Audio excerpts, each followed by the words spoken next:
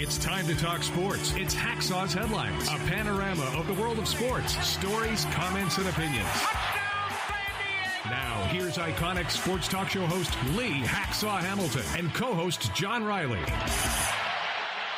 Who wants to talk sports on a Thursday? We do. You do. From the Dixieline Lumber and Home Center studios in San Diego, we welcome you to our Thursday podcast, kicking off a great sports weekend. Good afternoon, everyone. This is Lee Hacksaw Hamilton, along with my co-host with his opinions from left field, the venerable John Riley. We welcome you to our Thursday podcast. This podcast brought to you by Dixieline Lumber and Home Centers. 9 locations to serve you. You got projects. They've got materials. You want ideas. They can be your consultant and your best friend. Dixieline Lumber. Fix it. Build it. You will enjoy it in 2025. Go to dixieline.com to see all the things they can offer to you. John Riley, good afternoon. We're going to do a lot of different things, kind of deep dives into some unique topics during the course of the day. And there's a ton of topics on the table. How you doing? I'm doing well, Lee. Good to see you again. It's a Thursday. Let's get going. Batteries are charged for going lots of different places. Couple of business items. And I'm amazed because I get emails through my website from people. How do we do this?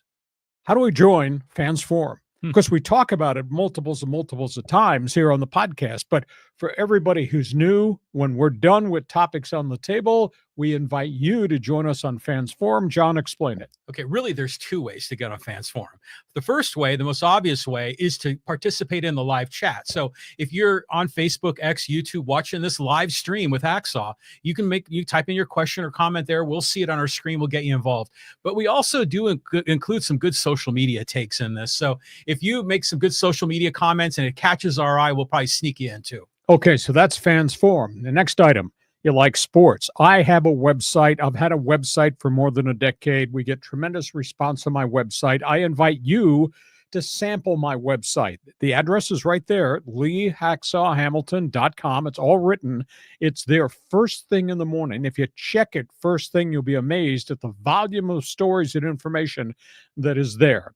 Also, on the front page of the website, I get all these questions. How do I join an insiders group? Well, right there on the website, there's a big orange box. Just fill it out, get on the email list. You'll then become part of the insiders group. You're on social media. I want you to join me on social media. My Twitter all-star team, as I call it, on X. Just type in my handle, @Hacksaw1090. Hit the follow button. And of course, we want you to share. Tell all your friends what we do Mondays and Thursdays at 1:30 p.m.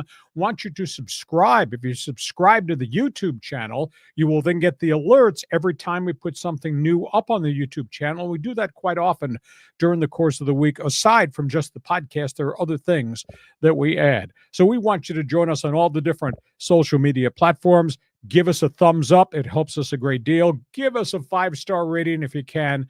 That is great too. Okay, that's the business side of the equation. We're going to talk sports. John, where do you want to go? Well, this first topic, I really like building this board here because it's a detailed comparison of all the different starting rotations. Okay, so here's the point. When the Padres made the final offseason acquisition and they got Nick Pivetta from the Boston Red Sox, some people thought, okay, good acquisition. Other people came away.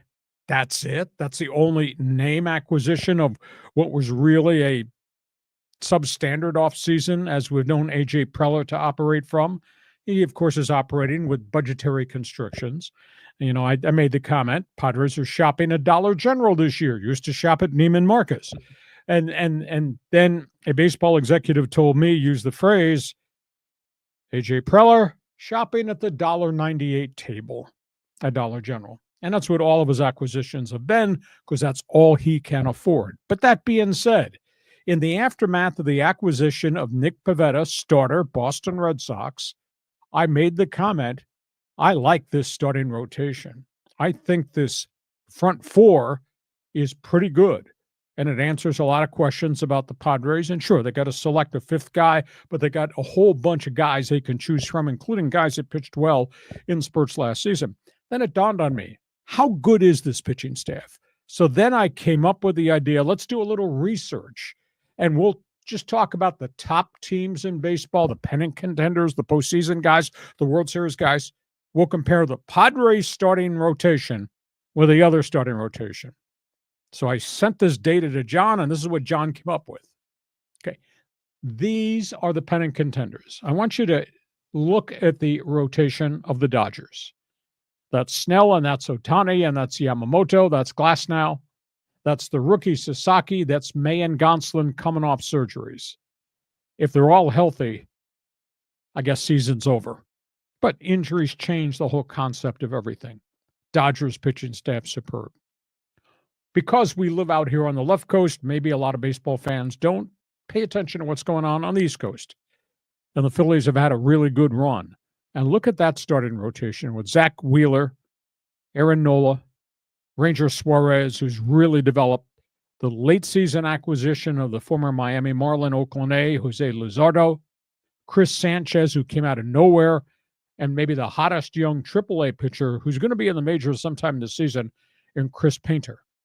Philadelphia looks really good. On the other street corner, you got the Yankees, the big money Yankees. Garrett Cole, Max Fried, Rondon, who came from the White Sox, had a phenomenal year. Heel, who was a Rookie of the Year candidate last year. Clark Schmidt, and the veteran Marcus Stroman. Yankees are pretty good, especially at the top of the rotation. No one's paying any attention to Arizona, but in the offseason, they got Corbin Burns, the ex-Milwaukee Oriole ace. Already had Zach Gallen. Merrill Kelly's finally healthy, pitched well at the end of last season. Young guy Brandon Pfaadt, really competitive for where he is in the rotation. They got the big money free agents that are still under contract. Those are $20 million guys, Eduardo Rodriguez and Jared Montgomery. They've tried to trade one, trade both, have not been able to, but they're still there. And then Ryan Nelson, who came out of nowhere, came from the White Sox. He's got really good credentials. Arizona's group looks pretty good. And, of course, in the Pacific Northwest, you got the Mariners. And that was a really strong pitching group. They all made 30 starts last year. Luis Castillo, George Kirby, Logan Gilbert, Brian Miller, and Brian Woo. They've been shopping one of the pitchers to try to go get a bat. And then there's the Padres collection. Their top four, I think, are rock solid.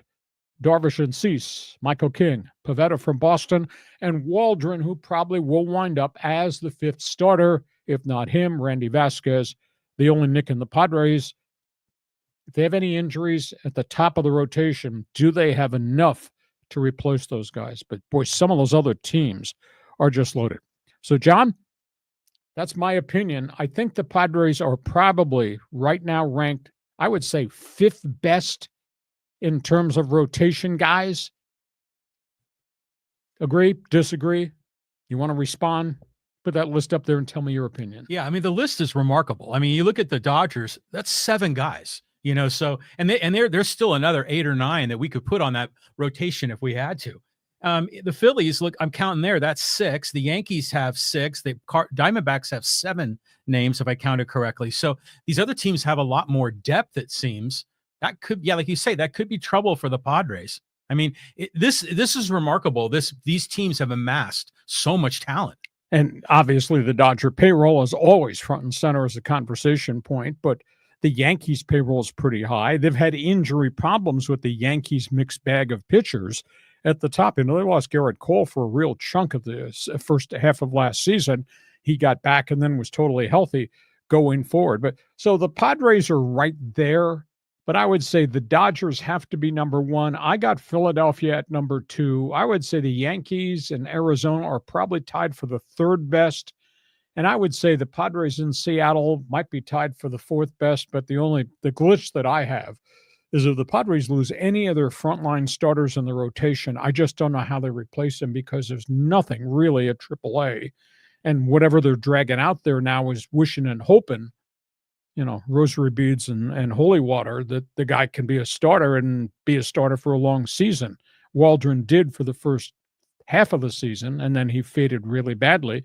Vasquez had to pitch the back half after Waldron went to the minor leagues, and Vasquez had had some good innings and then a bad inning, and he just didn't win very well. So Padres at this point, I would say, might have the 5th best rotation in Major League Baseball. But boy, That's a far cry from where the Dodgers and the Yankees are. Yeah, I mean, it looks like an accurate ranking. I mean, of all these, but you look a couple of comments on this. By the way, I love Brandon Pfatt's name. I mean, that's a great name in the world of baseball. But like talking about the Padres, and you said Waldron, and yeah, we were hopeful that he'll be better than he was last year, and like the year he was good for that one stretch. Stephen Kolek is the name, that we're hearing about him transforming into a starter. He's kind of a big, strong guy like a Michael King, or even like a Nick Pivetta potentially. And I was reading how he only came here as a reliever with 2 pitches, and now he's developed 6 of them under the tutelage of Ruben Niebla. And his first outing was pretty good, but that's one outing in spring training against not everybody's batting order. It's a start. It's a jumping off point, and we'll just have to see going forward.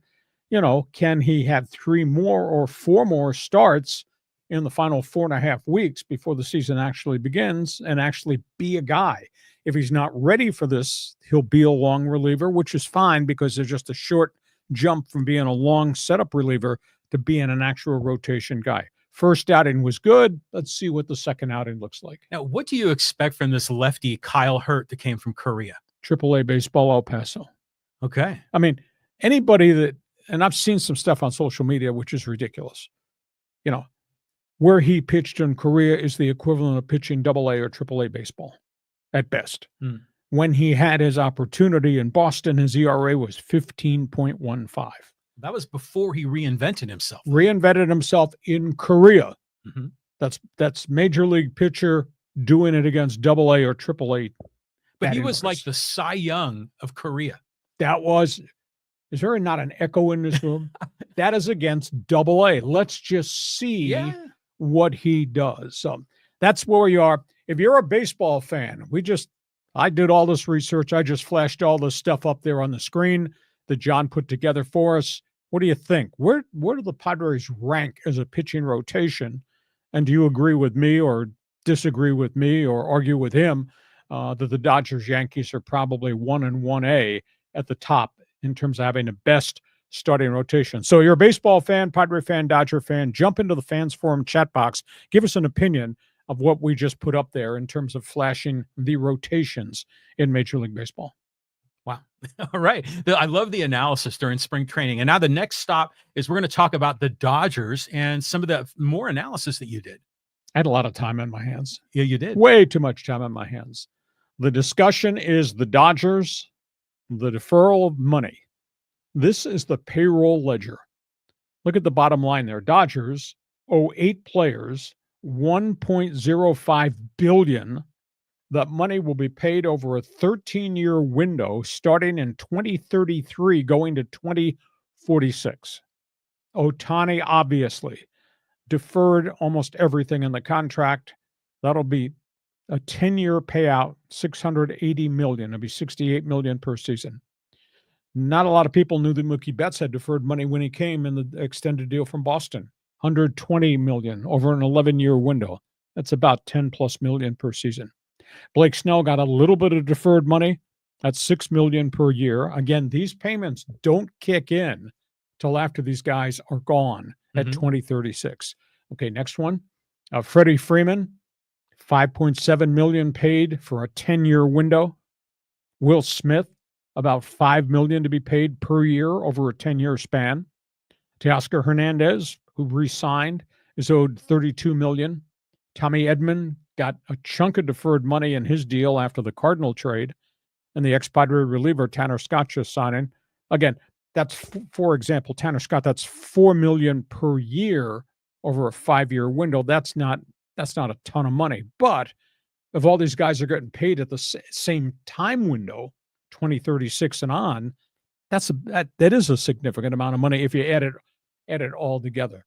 Interesting. John, respond. I mean, it's an interesting list. And yeah, just to be clear, this isn't like, like a front-loaded contract where it gets less expensive at the end. This is after the end. So it's like put it on the credit card, and these players, it's important to understand that when a player agrees to like a deferral of, let's just say $50 million over 10 years, well, he's not going to get $50 million in today's value. He's going to get like 45 or 40 million, not that I'm crying about that kind of money. So the Dodgers have the resources and they have the confidence of the players that they know the Dodgers are going to come through to them. I mean, they got the whole thing wired. The evil empire. Yeah. I mean, like I said before, the team, the management, all the players, all good guys. Okay. The evil empire, the fan base, and all the crap smack talking they throw around. I will say this, though. There's been an awful lot of dialogue in the offseason, and the commissioner has defended the Dodgers. The union leader, Tony Clark, has defended the Dodgers. Scott Boras, the super agent, in essence, has defended the Dodgers. Yeah. And this will be interesting going forward. They're not going to get rid of deferred money. What they need to do is they negotiate this new collective bargaining agreement. They need to negotiate a different structure of revenue share. And that obviously is going to involve TV money, et cetera. And may involve Florida spending, which I think is the most critical aspect. We're never going to get a luxury tax. I mean, a salary cap. I think we will get more bite in the next luxury tax going forward. But this is a new way to do business in the middle of the 21st century in baseball. Yeah, and well, of course, Tony Clark's going to love it. And of course, Scott Boras is going to love it because their players are getting paid. Okay, Dodger fans, feel free. Fans Forum chat box is open. We're looking for first-timers who've never participated in this. Jump on board, give us your opinion. If you looked at that Dodger board, all this deferred money, all those guys, your reaction to that. So topic 1 is Padres versus starting pitchers nationwide. That's the composite list. Topic 2 would be the Dodgers, the deferred money. Good for baseball, bad for baseball. Has everybody got to catch up with the Dodger way of Major League Baseball? Fans Forum chat box is open. Join us right now on the live stream. We'll get to your questions, comments, and opinions right at the end. We go from all things baseball. Let's talk NFL football. NFL football, the quarterback derby is spinning. We are right now at the NFL Draft Combine in Indianapolis. Free agency is just around the corner. Starts next week. We have 12 teams that have a quarterback issue in the NFL. I wrote a column about it today on my website. If you love NFL football, check my One Man's Opinion column on leehacksawhamilton.com. I broke down each club, etc. Let me update you on the storylines in the NFL as of noon today. LA Rams have given Matthew Stafford permission to talk to anybody he wants. Conversations have already begun. He was in Montana last Friday. Matthew Stafford, face-to-face meeting with Tom Brady, who represents the Raiders. Hey. So they've had that first meeting, more than get acquainted. Today at the Combine in Indianapolis, Jimmy Sexton, Matthew Stafford's agent, talked to the Giants about the parameters of a contract. The huge question, obviously, for the Rams. Matthew Stafford wants a $50 million deal next season. He's tired of playing at a discount.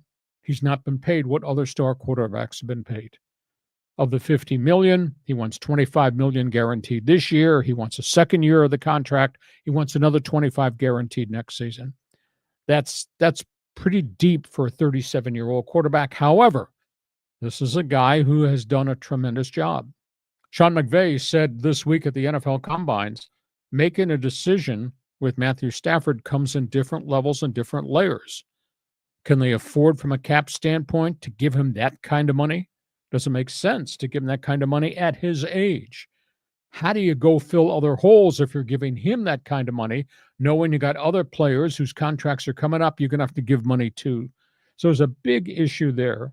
And the unannounced issue is if you let him go, if you trade him, who's going to replace him in Los Angeles?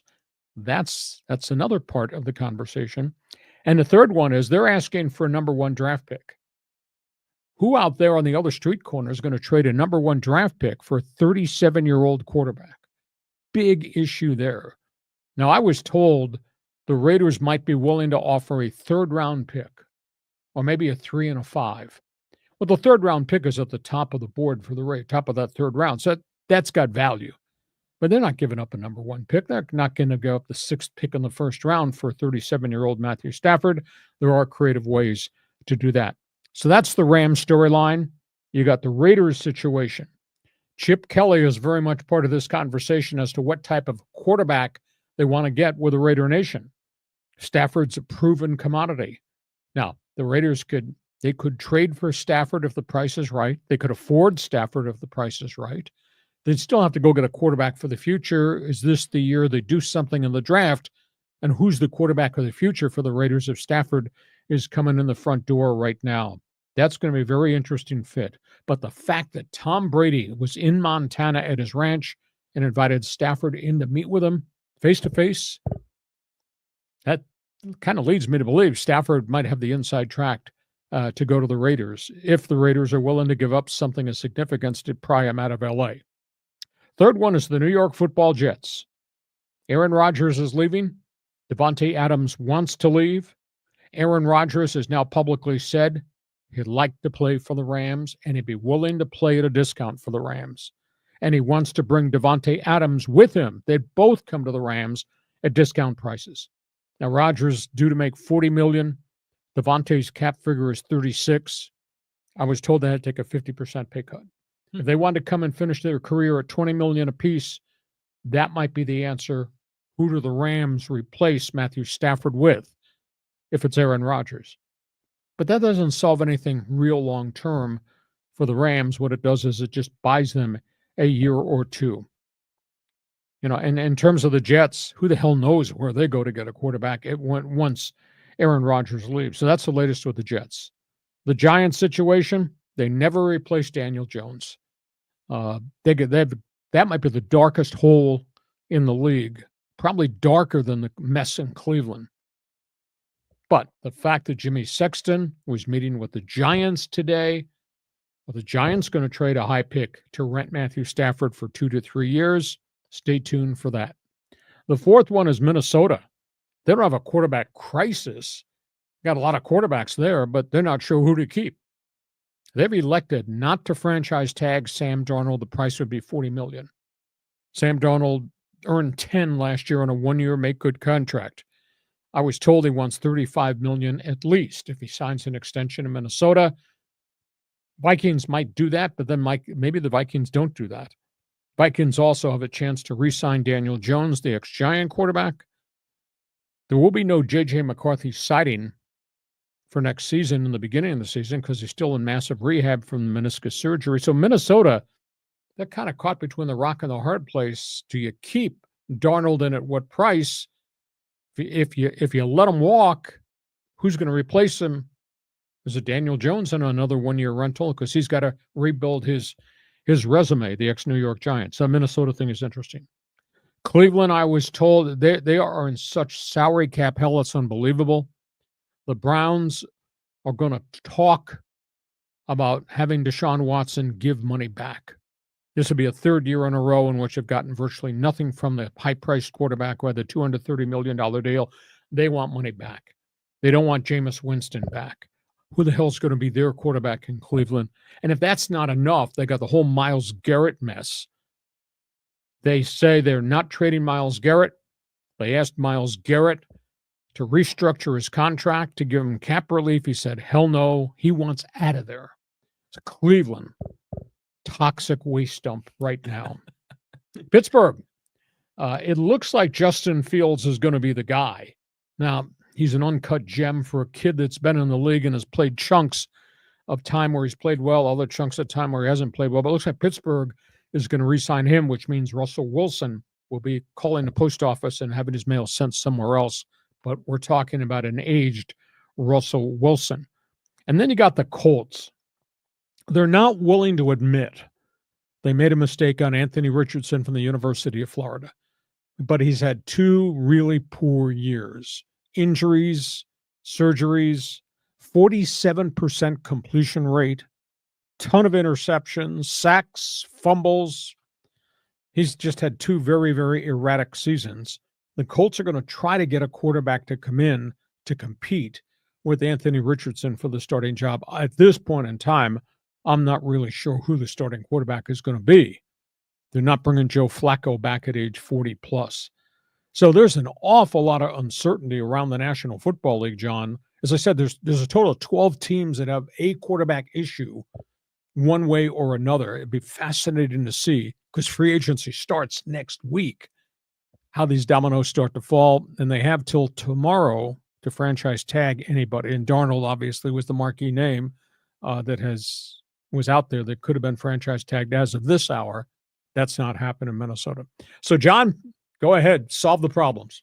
You know, it's still amazing to me that the Rams want to get rid of Matt Stafford. And so I keep thinking about his career, and he's 37, and dude is good right now. Yep. I mean, most quarterbacks are on the downside. They're like ramping down the curve, right, when they're in their late 30s, unless you're Tom Brady or some exception. So how much gas is left in the tank with Stafford? And do you see his trajectory as, steady Eddie, even for like another 3 or 4 more years? I'd say at least the next 2 if there's no injuries. And there were no injuries last year. He threw for 3,200 yards and I want to say 20 touchdowns on a team that was really balanced run versus throw. Mm-hmm. But he's given him deals and help with his contract, and that's the big issue. He wants to be paid now. He's asking for $50 million, and that does not put him at the top. Dak Prescott is number 1 and with over $60 million. I think it ranks him 10th overall. But at $50 million, with 25 guaranteed this year and 25 guaranteed on the second year, that's a big chunk of change for the Rams for an older quarterback. But who are they going to get? And is Aaron Rodgers better than Matthew Stafford in LA? You tell me. Jimmy G, he's still hanging around with the Rams. No, but I can see a shuffling here, a kind of a rotation of the deck. One domino falls, I think another one will fall. Yes. And that's where it's going to go. Exactly. So I think the key is that if you have your heart set, like Les Snead wants a mobile quarterback, maybe he's thinking, okay, I'm gonna draft that guy. Maybe not this year, maybe next year or the year after that. And so then you get one of these veterans and plug him in for a few years, right? That's the idea, but who's the guy? And is it going to be a kid? Is it going to be somebody else from another team? Is it a draft pick? I mean, there's only 2 quarterbacks on the board at the top of the draft board who are instant starters. And I don't think Rams have access to either one of those guys. Cam Ward or Shedeur Sanders. That's not happening. But, it's just amazing that Stafford could be on the move. Do you think if Aaron Rodgers landed in LA, we see a lot more drama and everything that goes along with him? No, because Sean McVay runs the team. Okay. But Stafford would go somewhere else. I think the decision on Stafford is the first domino that falls, and then you make the decision on Rodgers. But what are you getting from Rodgers? Although, as crappy as he was 5-12 in 2 years with the Jets because he had the Achilles injury the first season, hardly played. But he was really competitive. I mean, he threw for, I want to say, 3,700 yards. Yeah. And he threw 27 touchdown passes on a really bad team that was falling apart around him. And he had some injuries along the way. Interesting to see where all this goes. Okay, that's all things quarterbacks in the NFL. I did my homework this week for this podcast. We did a lot of research and a lot of unique storylines. So, Fans Forum chat box is open. I'm looking for NFL fans with opinions on any of the teams that we've just mentioned. Just fire us a question, make a comment in the chat box. Fans Forum. We're not done with the NFL. Next topic. Yeah, more of your deep research into the league. What's going on at the Combine? Okay, let's just kind of run through the circle here. Tennessee Titans have met. They have the number 1 draft pick. They've met with Travis Hunter. They've told Travis Hunter, the Colorado superstar, if you are our draft pick, you will be a wide receiver and you will be a cornerback.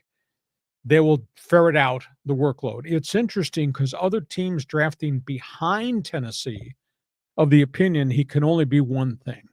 There's not enough man hours in the day for him to be a 2-position player in the National Football League to the tune that he was at Colorado University. He says he thinks he can play both spots and play both spots at an NFL standard.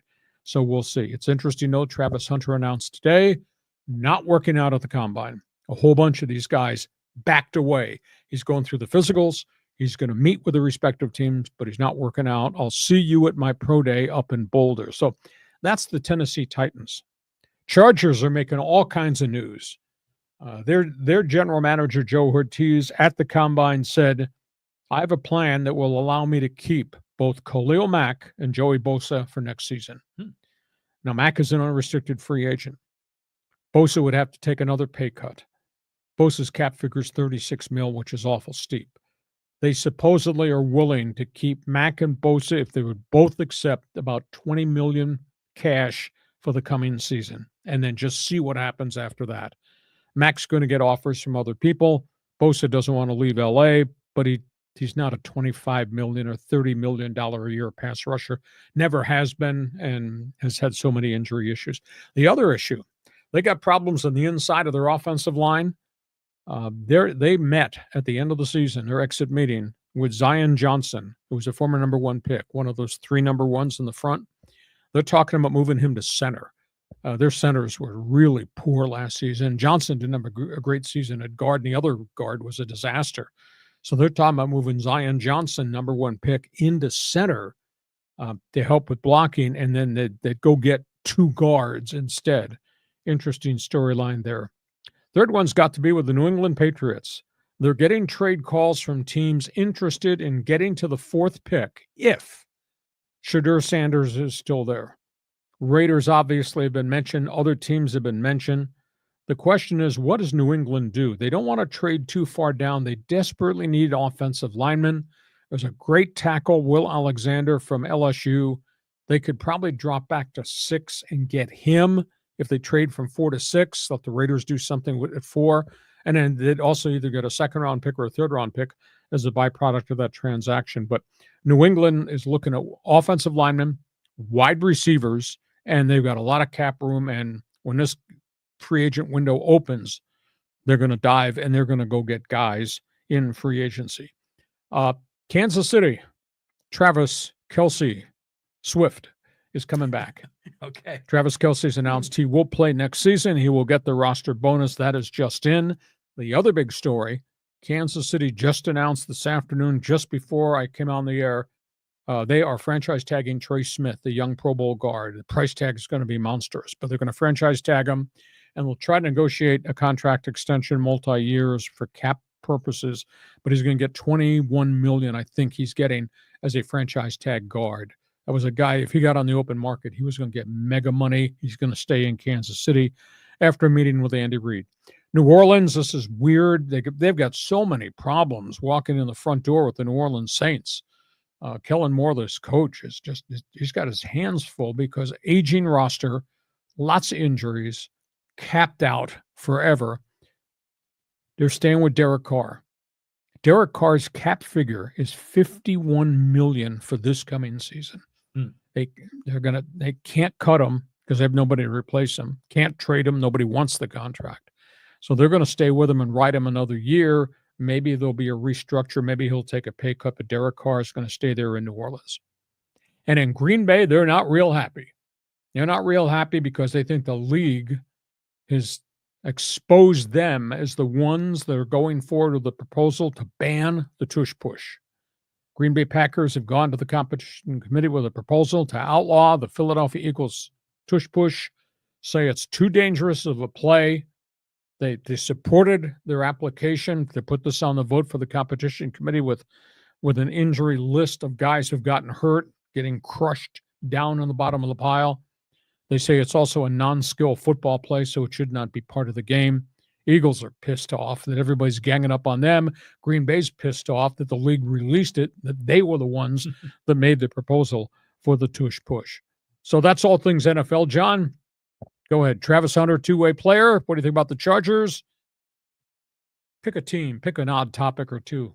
Express yourself. Express myself. So, yeah, Travis Hunter. Now, Heisman Trophy winner, plays two-way, wide receiver, cornerback, but if he would never have won the Heisman if he was only one of those, right? I mean, he wasn't necessarily the best wide receiver or the best cornerback in football. Well, he was cornerback. Yeah, I think he had 4 interceptions on the season, a whole pile of breakups. He played over 700 snaps offensively and defensively. Yeah, which is just remarkable. I mean, and to, if for whatever reason the NFL says, no way, you're not going to play two-way, and we're going to pick one of them for you. I just wonder. The NFL's not going to ban him. Be the team that drafted him would say, well, no. That's what I mean. I'm sorry. So the team would ban him from, playing two ways. And so let's say he's a cornerback. Well, is he the top cornerback in the draft? Yes. Oh, he is. Yes. Okay. So interesting to see where this goes. Tennessee has already said will allow you to be a two-position guy. Now, he's not going to be a wide receiver every down. I think he'll be a specialty wide receiver, but he'd be the starting cornerback in Tennessee. So, but other clubs have said no. When they've had their meetings, other clubs told them this week, you're coming here to do one thing. Now, it's interesting. One club, and I can't recall which one it was. One club said, if you're my wide receiver, you're going to get 100 opportunities to catch balls. If you're my cornerback, maybe impact 4 plays over the course of a season with interceptions. Mm-hmm. So one club said, I'd like you as a wide receiver. So the dude's a stud athlete for Yeah. sure. You know, and one other comment about the Saints. I remember they used to have a quarterback that could also play receiver. And is he still in the league? Is he still on that roster? you're talking about Taysom Hill. I think so. Yeah, the ex-BYU quarterback, Mhm. who didn't make it as a quarterback, but he became a tight end, H-back, fullback, running back, wide receiver. Yeah. He's been there. He's a free agent. He's an unsigned free agent right now. And I was told the Raiders are really interested in him because he's so diverse. Not as a quarterback per se, but he can do so many things as kind of a multi-talented, multi-position dude. So he might leave New Orleans. He'll be somewhere else, and he'll be a tight end, be an H-back. He'll catch some wide receiver stuff, and he can be a fullback blocking out of the backfield. Interesting. Okay. Interesting. A very interesting player who's been in the league, not a household name, etc. Okay, those are all things NFL. We're not done. Let's talk college football here, John. Yeah, college football. We'll talk a little bit about the playoffs. Let's college talk football playoffs. meetings that took place last week and this week. There will be a change in the college football playoffs. The vote will come probably in the next month or so. The SEC and the Big Ten are the ones that are driving a lot of the things with the college football playoffs. Their athletic directors got together and they voted 34-0 that next season, when the 12-team playoff will stay in place, next season, after they make their selections, they will then seed the teams as to how the playoffs are going to work. Yeah. There won't be a first-round bye that is guaranteed to a conference winner. It will be seeded, and then on we go to the playoffs. The conference commissioners, that's the 10 different Division I conferences plus Notre Dame's athletic director, they met in a private session this week, and they kind of rubber stamped what the ADs want, that they too want a seeding system off the college football playoff poll. They have their own poll that they put out the last 5 weeks of the season, and that's how they're going to slot who plays who after the choices are made. Interesting to see where it goes, but there's definitely going to be a change there. One other college note. You need to explain this one to me. Former Pac-12 Commissioner Larry Scott. Remember him? Mm-hmm. Yeah. He was the commissioner who made all these bad business investments, who made a lot of money, was removed, couldn't get a TV contract done, created the Pac-12 network, which failed miserably and drained the coffers. He got bought out. He made a lot of money off the Pac-12, didn't get a lot of things accomplished. He's negotiating to become the next commissioner of the LPGA Tour as we meet this afternoon. Wow. I was just really stunned to find out about that. You know, he left behind the wreckage of what was a conference that dates back to 1915, and they could not rescue it. His successor, George Kliavkoff, could not come up with a TV contract. And then USC and UCLA left, and Oregon and Washington left, and then the corner schools left. And we're left with Oregon State, Washington State, and the refugees from the Mountain West Conference. So Larry Scott gets another job. Well, if Lane Kiffin can keep getting jobs, why not Larry Scott? So anyhow, those are topics on the table of college football. You like the seeding idea here in the college playoffs? That was a flaw, you know, and I think there were some first round matchups that we thought deserved to be second round. And I understand rewarding the conference, but everything's so lopsided and weird. Yeah, just seed it like the basketball tournament. And I've not been able to determine if after the first round of the playoffs, whether they would reseed again or the slots are the slots, and that's the way we're going to play this out. I tried to find out, but I just couldn't get any definition as to what a second round would look like. Would they reseed the teams after the first round? Well, so the NFL reseeds. Does the NBA? I think they do, don't they? No, I don't think so. The brackets are fixed. Yeah. And then baseball. No. Did they reseed? No. No, yeah, they don't. It's a fixed bracket. Yeah. Interesting.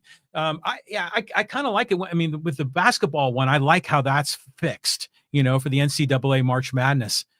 I don't know how that would work, like reseeding for a second round. For the second round of the college football playoff. I say no. Okay, that's where it is. When we find out, we'll pass it on to you. If you're into college football, join us. Fans Forum chat box is open. Have an opinion. Reseeding. You kind of agree. They didn't get it right the first time around. They can obviously flip it, make it right the second time around. But the power structure seems to be, let's do this.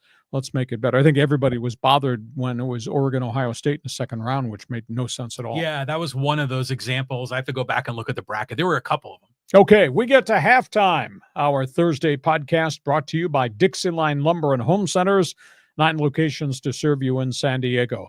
John, I bought doors and windows from Dixie Line. Very pleased. It's 92 degrees outside my driveway today.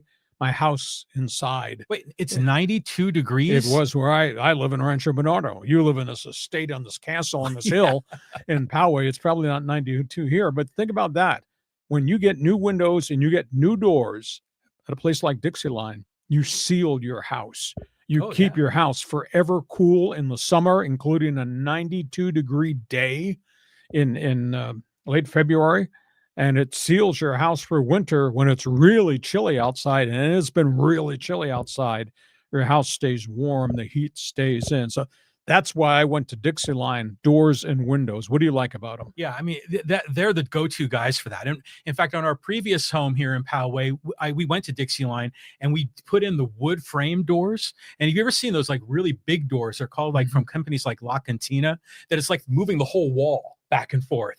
And they've got those kinds of high-end doors that are wonderful. So in fact, if you go to the design studio in Solana Beach, which is like a showcase boutique kind of an offering. A showroom, that's the word. Yeah, you can see a lot of those doors there. I think there's a lot of other doors in the La Mesa store. So yeah, doors, windows, Dixie Line's the place to go. Dixie Line Lumber, 9 locations to serve you in San Diego. The new one that has opened up at Dana Point in Orange County, been in business for more than 100 years. Dixie Line Lumber. Go to the website, dixieline.com.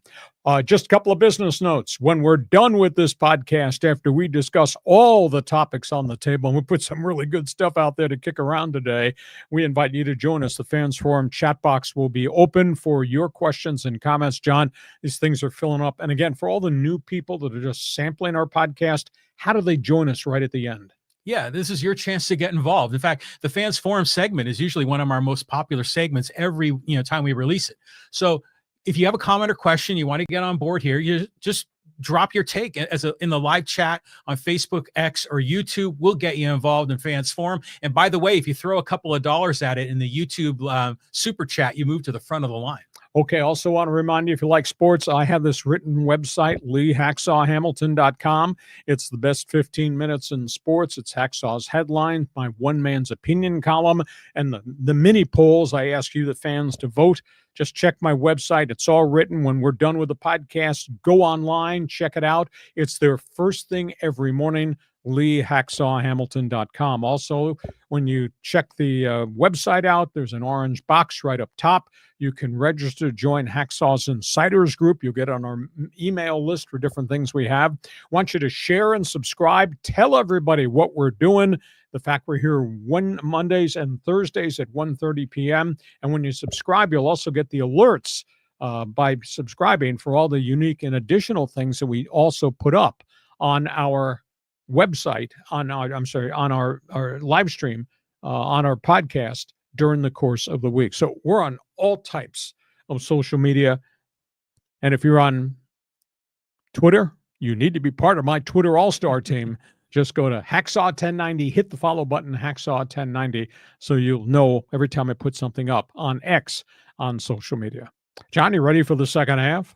Dude, you're such a pro behind the mic, man. You're weaving in stories, sponsors, business items for the show. I mean, you got it all nailed. I'm wobbling too. Thank you very much.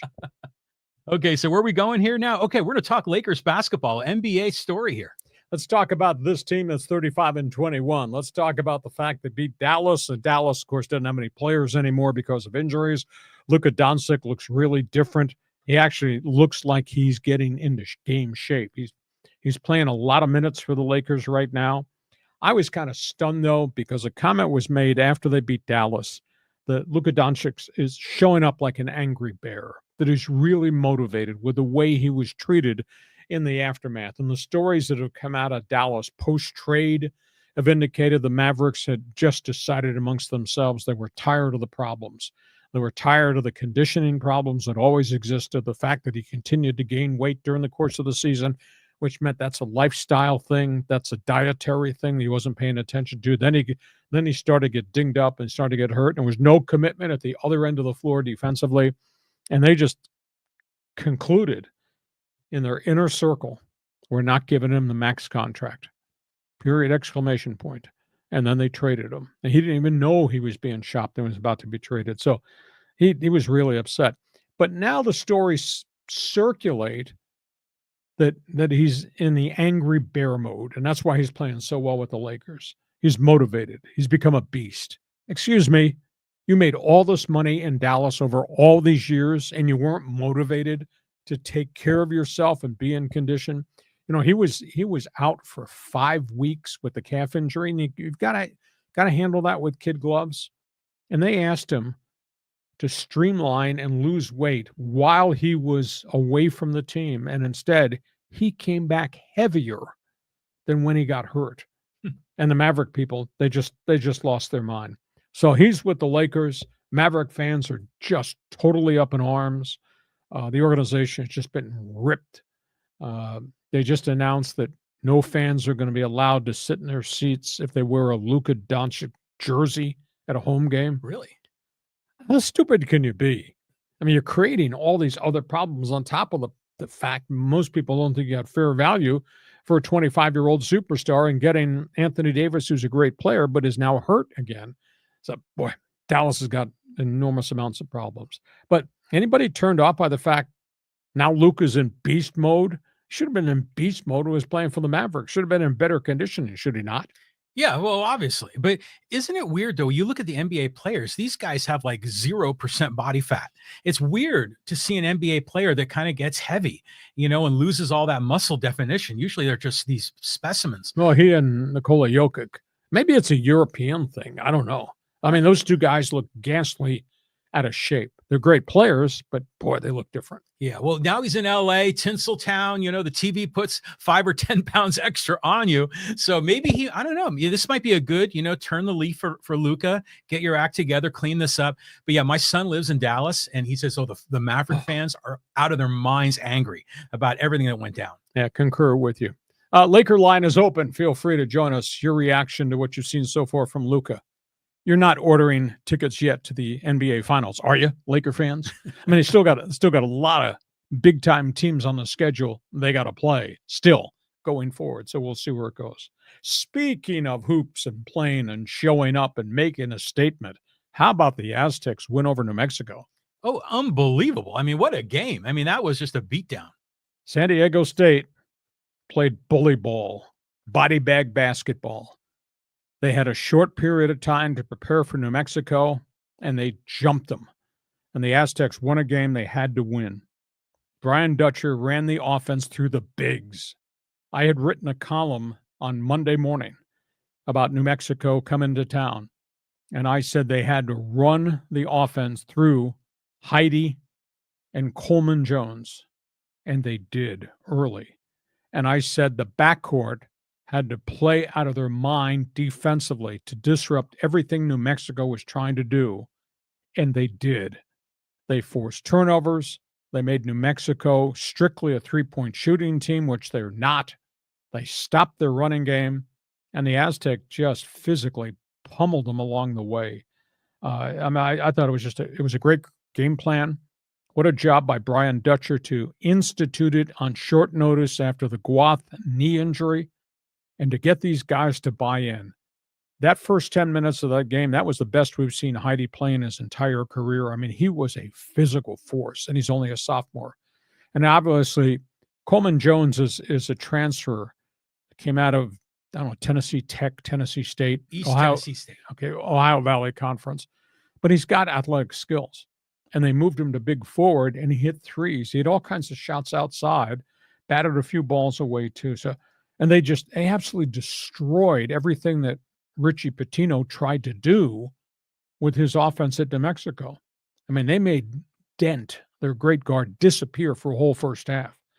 And yeah, they hit a few threes early, and then the whole thing went away because they could not penetrate. They could not get their offense in gear. I mean, they were moving the ball around the arc because they couldn't get good looks, and they had to heave a three out of desperation. It was a phenomenal, phenomenal win for San Diego State without Guath. Now, they got to go to Wyoming. Won't be easy, but they got more athletes than Wyoming has. And they've got grit. They got determination. And we'll see what the therapy with the big man Guath is going to be like. At the end of the day, it's a hyperextension. It's not a bone bruise, which takes an enormous amount of time to recover from. It's not a torn meniscus, which is worse. And it's not the all-time worst scenario, which would have been a torn knee ligament. But hell of a coach, what Brian Dutcher does from an X and O standpoint to create certain situations against certain teams, just absolutely amazing. It is incredible. And you know, they were doing something where they were bringing up like all their posts up, and then they were peeling off, you know, kind of just moving around those screens. So they have plans for everything, which is amazing. But you talked about Miles Heide. He stepped up big time. You can see the confidence in this young man, that he was realizing his strength and his athletic ability, and he's got the footwork down low with the left hand, making the shots. Coleman Jones has got that step back, behind the back, three-point shot. It was like smooth as silk. That was wonderful to see. You know, Miles Bird was terrific. I mean, this was a great game against a great team. Donovan Dent is incredibly fast. Did you notice that? I mean, he can change speeds. He's unbelievable. But the Dutchers' plan shut down Nelly Jr. Joseph, and I think that made a big difference. Well, I think the other factor is Lobos don't have three players that made them stars last year. Those guys have all gone other places. Thank you, NIL. So, I mean, Patino really had his hands tied, but the Aztecs took him apart, and they just played with great passion. And obviously, you know, these kids they get electrified when they play in front of that lunatic fringe. Those sorority guys got a lot of time on their hands at San Diego State, the ones that sit in the end zone seats, the show. But just a monster win. So this can propel them into the Mountain West Conference tournament. We'll probably need another week to find out whether or not Guath is going to be able to come back. And that's a whole different set of circumstances when they get to the Mountain West tournament. But that was a huge win because it's going to give them a bye probably going in. And that's. I think they can win the tournament. I mean, I really do. Oh, you're doing this podcast with your heart. Well, I'm doing with my head too. The Aztecs are playing so much better right now. They've proved they can beat just about anybody but Utah State. But there won't be a Viejas. That'd be more neutral court than you're giving. No, that's Viejas East out there at the Thomas and Mack. So you say. Okay, that's all things Aztec basketball. Hell of a job by that coach with a game plan with all the problems that they've had. Let's go from hoops. Let's talk puck. So talking puck, NHL and the Oilers. NHL trading deadline is just around the corner. You know, last year, that first week of March, there were 43 trades made at the NHL trading deadline. That was a flurry. Yeah, I mean, it's just, I've never seen anything like it. I don't know if we're going to have that many this year because there have already been a couple significant trades. But the big storyline right now in the NHL is that team, the Edmonton Oilers, and they're looking for a frontline goaltender. I'm not saying they're giving up on Stuart Skinner, but I think the reality is that he's so erratic. And 2 years ago, he cost him in the playoffs. Last year, he was rock solid, consistent. This year, he's gotten a case of the shakes again. They're shopping for a goaltender. I don't know how they're going to execute it if they get a veteran with a big salary cap number because they're really up against the cap. But the Edmonton Oilers are talking to Anaheim about the veteran goaltender, John Gibson. And he's got $6 million owed next year, $6 million the year after, and the remnants of $6 million this season. But he's available, and he's resurrected his career. I think his record's 9-9 right now in a bounce-back season from injuries with a really bad team around him. And the Ducks have responded this year. They're at 25-6 right now. They're playing much, much better. John Gibson's on the trade block. Edmonton's talked to St. Louis. I don't understand why this is happening, but Jordan Binnington carried Team USA to the finals of the Four Nations tournament. He's on the trade block. It may be that St. Louis just doesn't see the consistency in him, even though he's got a big contract. So Edmonton's talking to them. Edmonton's also talking to Vancouver. It's got 3 goaltenders. Vancouver just continues to make trades to try to find the right chemistry. They're clawing their way into this playoff race, but they're talking about Arturs Slovis, who had the great run during the playoffs last season for the Canucks after they lost Thatcher Demko. He might be traded too. Vancouver's got salary cap problems, so they're trying to move some more salary out of there. But Edmonton is going to make a deal, and I'd love to see John Gibson go there, get the chance maybe to be in the Stanley Cup again. I don't know how the Oilers make his almost $18 million worth of salary fit under their cap. Well, how exactly do you judge, a goalkeeper? I mean, because you can obviously look at the win and loss ratio, but what are the advanced metrics for the analysis of a goalie? Well, really, obviously, goals against average. I mean, if you're under 3.00, if you got a really good goals against average in the mid twos, that's impressive. Save percentage, guys goals against average can be skewed because he plays on a bad team and looks at a lot of rubber. That's what John Gibson's situation's been in Anaheim for a group of years. But if your save percentage is 90 or higher, that means you're a really good goaltender, regardless of all the stuff that's happening around you. So there are a lot of metrics there. Do they judge goalies? Like, are there certain skill types? Like quarterbacks are either runners or passers or hybrids. Is there such a analysis of goalies? You got big goaltenders that are 6'4" who've got mobility, who wear those pads. They take up the whole cage. You can't see any openings, and you're able to move left to right. You got side to side. That helps. But really, I think save percentage more than anything else really says this guy is hot right now. This is the right guy. Right on. Maybe it'll be John Gibson. We'll have to see. I think the Ducks have fixed their franchise. They've kind of turned the corner. I'm not sure they're a playoff team right now, but the fact they're 25-6, they haven't been at 500 this late in a long time. And they've been in the playoffs in a while. And obviously, Ducks Stanley Cup hockey was a long time ago. So I'd like to see it work for John Gibson. He's a hell of a guy. I don't understand what's going on in St. Louis with Binnington, but they must not believe in him this season because he's just not been the same goalie as he was a year ago. You like hockey, NHL, O Canada Network, feel free, dive on board, give us your opinion. By the way, in Winnipeg, they have now won 11 in a row. Wow. They have the best record in the National Hockey League, the Winnipeg Jets. This has just been a season to remember, and will be a season to remember if these guys go to the Stanley Cup Finals. It's phenomenal what's happened north of the border in Winnipeg. Okay, from hockey, corner kick me this next topic. You always got these great transitional things for each sport. Oh, look, corner kick you, Team USA. Let's talk about Team USA. Let's talk about SDFC in the MLS. Team USA's women lost to Japan. Tough loss. It was a game of spurts last night at Snapdragon Stadium. They lost in the finals of the She Believes tournament. Tough loss. I felt really bad for their veteran goaltender, Jane Campbell. She's 30. She got run over 2 minutes into the game by one of her defenders going for a ball. Ball bounced loose. Japanese player popped it into the open net because she got hit by one of her own people. Second half, with the game tied 1-1, free kick from about 30 yards out.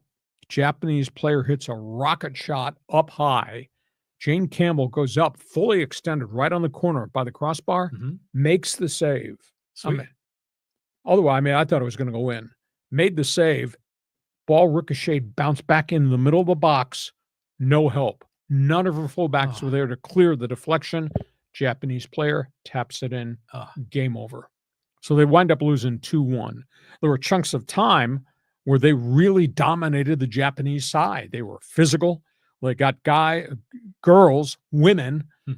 They got players into the box for good looks. Japanese goalkeeper made a couple of really big saves.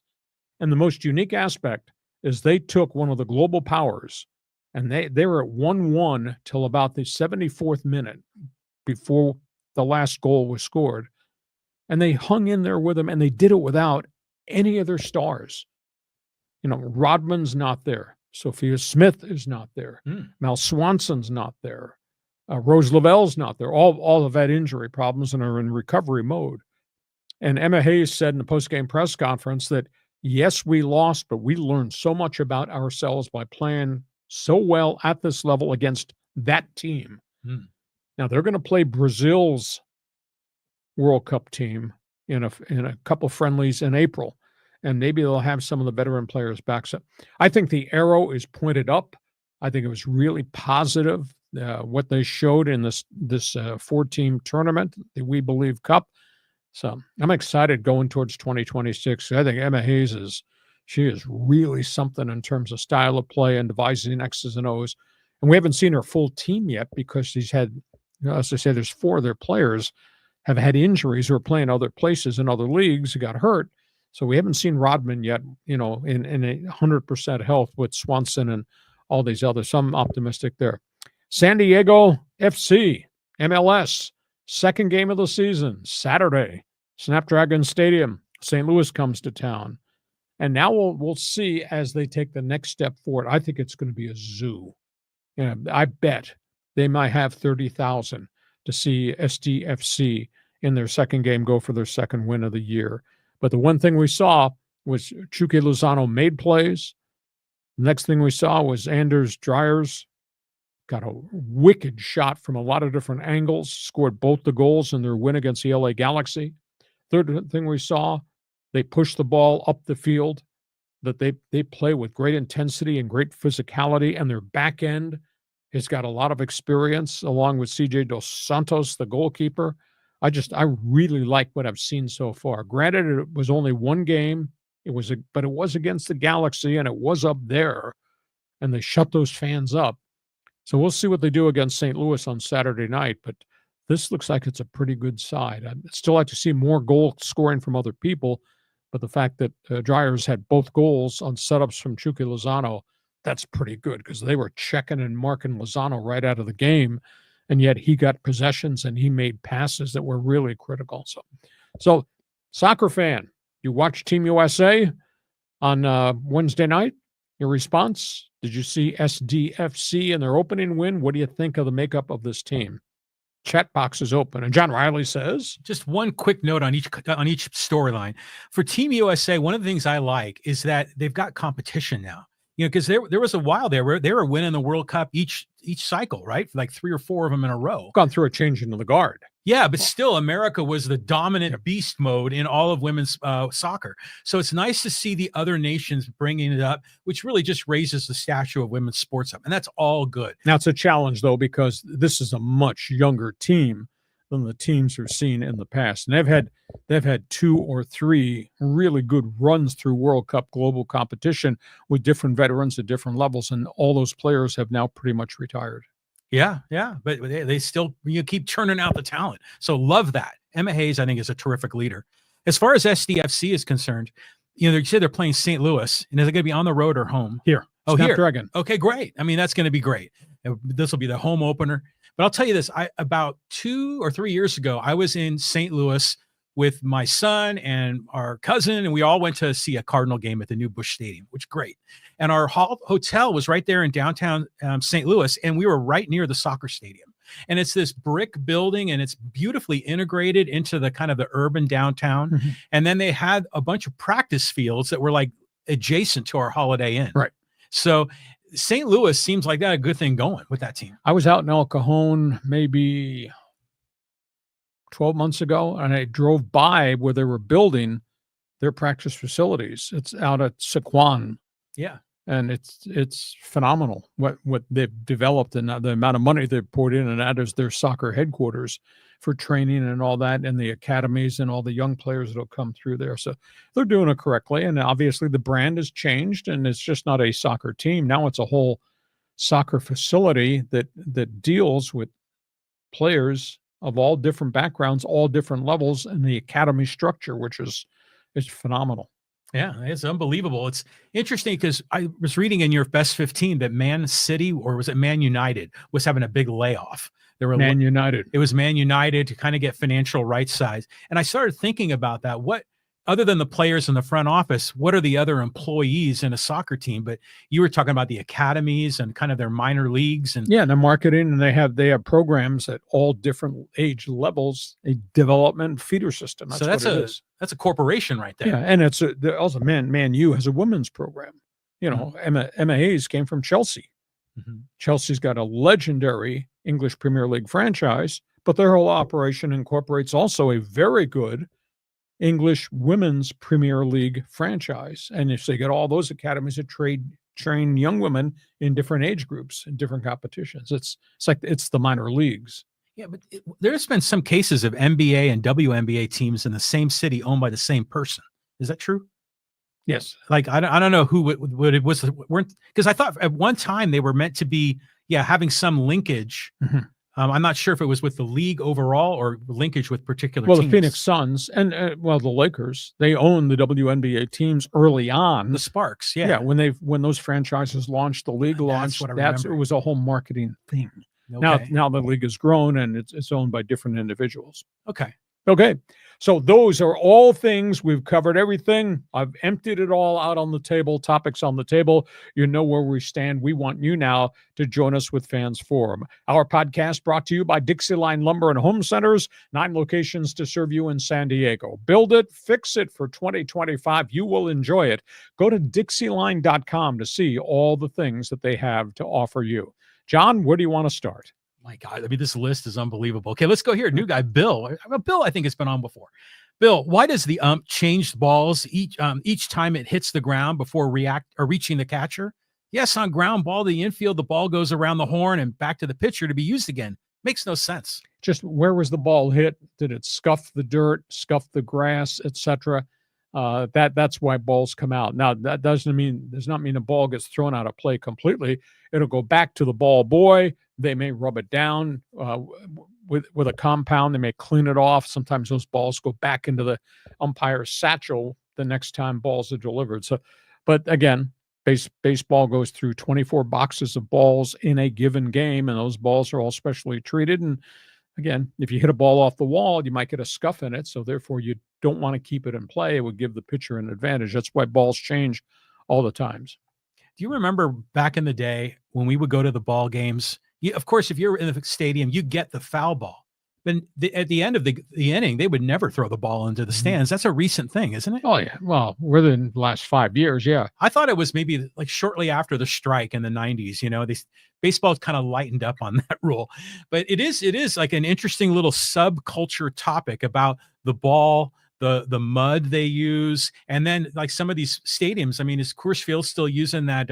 What do they call that? The humidor to make the balls drier? That's a good question. Whether it's still in place, I think it is. Yeah, I think it is. It was Coors Field. Yes. Yeah, I believe so. All right. Just amazing. It is. I agree. It is unbelievable. Okay, let's keep moving here. And got so many people here I want to try to reach. And this is Robert. He says, no way Padres have a top 5 rotation. Darvish is damn near 40 years old. No way he gets 30 starts. So Robert doesn't agree with what I put up there on the board.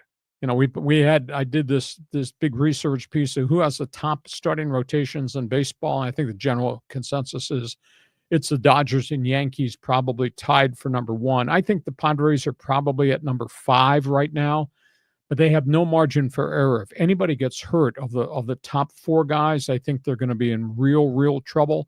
Seattle's got a great staff. Now every one of those guys had 30 starts last season. They have any injuries, things change. But Arizona's obviously added a lot with Corbin Burns and last year's acquisitions. They did not get very much out of Eduardo Rodriguez and Jared Montgomery. They're both still there. But obviously the Dodgers, Yankees, and Phillies, I think, are probably the elite starting rotations in baseball. The Padres are 5th, but there's 30 teams in Major League Baseball. If the Padres keep those starters healthy, they're going to be in a lot of games. Somebody gets hurt, they got a problem. But Robert doesn't think they're even in the top 5. I don't know. You tell me. They're somewhere around there. I mean, I think we're going to learn more about Pivetta, and then the number 5 spot is a kind of a wild card. But I want to talk about Yu Darvish, and he's right. Yu Darvish is old, but if he's able to stay healthy, he's still a tremendous pitcher. But I saw, who was it? It might have been on John Boy or Pitching Ninja online. Darvish was just showing all the different grips for his pitches. Mm-hmm. And first of all, he was talking to people in English. He was speaking in English. Usually he always has the interpreter for the post games, and he's really good at speaking English. And it was really nice to hear that. But he showed how he would do a cutter, and he would just move his thumb slightly in different positions of holding a cutter. And that would change that one cutter into 4 different pitches. Maybe it would dive a little different or be at a different speed. So it's amazing how he has been able to manipulate the ball in all these ways. I think the most stunning thing to me is he throws, I believe, 7 different pitches. But if you're manipulating the ball with thumb location, that puts a different force on a different part of your arm. And how he doesn't have something break down, shoulder or elbow, because one pitch is different than another pitch. And if you're making changes, different force. I've never seen anybody throw such a wide variety of stuff on a repertoire sheet that he does. But how does he not have arm problems? Or maybe it's just because he doesn't throw at 98 miles an hour. His location is much different. So unique individual. Plus just the way he plays one pitch off the next. But I mean, everything about an overhand throw is unnatural. Yes. So, all right. So Robert doesn't agree. He thinks the Padres are far beyond having the 5th best starting rotation in baseball. That's why we're going to play 162 games starting at the end of the month. We'll see. Next one. Okay, let's go here to Chris, talk a little NBA. He goes, Smack Saw, the cheap seats coming out of Dallas, denigrating Hookah Doncic are so unbecoming. Executing the most lopsided trade in NBA history is one thing, but piling on the guy once everyone realizes what a catastrophe you engineered. Be better, Nico, and enjoy your newfound stardom as the most beloved GM in Lakers history. I'll tell you what, they are really unhappy. They're unhappy at Nico Harrison, the general manager, and where they are with the coaching staff, etc. And then AD comes and plays really well and gets hurt in his first game, and he's out for a chunk of time, and there's an injury history there. So there's a lot of disrepair right now in Dallas, and I just don't know how they fix it. And, Mark Cuban does not run that team anymore. He is a big Maverick fan, but he's kind of an innocent bystander now because he's not in the decision-making process. But only time will tell whether they go anywhere with AD. And, what's complicated everything in Dallas, they've lost 2 other big men who are down with injuries. Derek Lively and Daniel Gafford are both hurt. So now you don't have them and you don't have AD. They have no bigs at all. They got Kyrie Irving trying to score 35 points a night, but there's nobody doing any rebounding, et cetera. Just an unbelievable set of problems in Dallas. Well, that was the one team in Dallas that was doing kind of okay, right? I mean, because the Cowboys and the Rangers weren't getting it done, at least not last year. Yeah. So I just get the sense, in all honesty, that nobody's holding Luka accountable for anything. Really? Conditioning, injuries, things of that attitude. Have you seen some of the memes going around where they Photoshop Luka to make him look like the girl in Willy Wonka that went into the blueberry machine and puffed out? They're doing crazy stuff online with him because they're mocking him for his extra weight. Yeah. And that's the storyline as to why they just woke up and said, we're not going any farther with this and we're going to max contract him. Just because he just refuses to do conditioning. He refuses to play defense either, despite he might be a great offensive talent. I wonder, though, if the peer pressures, if being in LA the market, and being with LeBron, if that's got something to do with it, because he sure looks like he's lost some weight since he got here. Yeah, good for him. I mean, that's good for everybody. Yep. Okay, we move on. Thanks, Chris. Okay, let's go here to Gary. He said the Dodgers have to win 2 or 3 more World Series in the next 8 to 10 years in order for those deferrals to be worth it. But they got the talent. All they're worried about is right now. And if they do this, that'll be 2 World Series in a row. And it's next to impossible to win 2 World Series in a row. Lost in the conversation about dynasties. You know how many series you have to win in the postseason to grind through to get to the Fall Classic Finals? You got to win 19 games overall. That's a hell of a grind when you played 162 games already. And now you're playing good people in every series. So, I mean, what the Dodgers have accomplished have been pretty good. Now, if they win another one here back to back, that's really impressive. But in the last decade long, that's pretty good to be where they've been. I just remember as a little boy when I first started following MLB was right after they created the divisions. And so they had an ALCS and an NLCS. I think it was a best of 5 in the early 70s, maybe. And then they had the World Series. But now you have all these extra layers. To your point, 23 games. I like it now. I think it's even better. I mean, baseball postseason is something. It's meaningful and it is electric. I concur with you. And it's a grind because there's no down series in the postseason series. You're playing real people, the best of the best. But yeah, the Dodgers, they better get some return there, or else Padre fans will at least be sticking it to him some way. Okay, let's keep on moving. We'll go here to Roger. Matthew Stafford, the Raider. Question is at what price? They can afford him, but he's not what Chip Kelly likes in terms of mobility. He is a statue back there. But boy, that's tremendous experience and expertise and leadership. He's a real firebrand. Now, at what price? Would you give up a third-round pick? Remember, the Raider third-round pick is going to be high. It's at the top of the third round. You know, would you give up a third-round pick for a quarterback you might have only 2 years with? Big questions. And of course, from the Rams' perspective, asking a number one, who's going to give up a number one for a 37-year-old quarterback? I don't see that. Unless it's somebody at the back end of the first round, but that would only be the short-term rental. So I don't think that's very commonsensical at all for the Rams to ask that. But he's been a great player. I think he's a great leader. The stuff he's done in the communities in LA and what he did in Detroit off the field, that's a phenomenal person there. So I happen to like him a great deal and a lot of respect for him.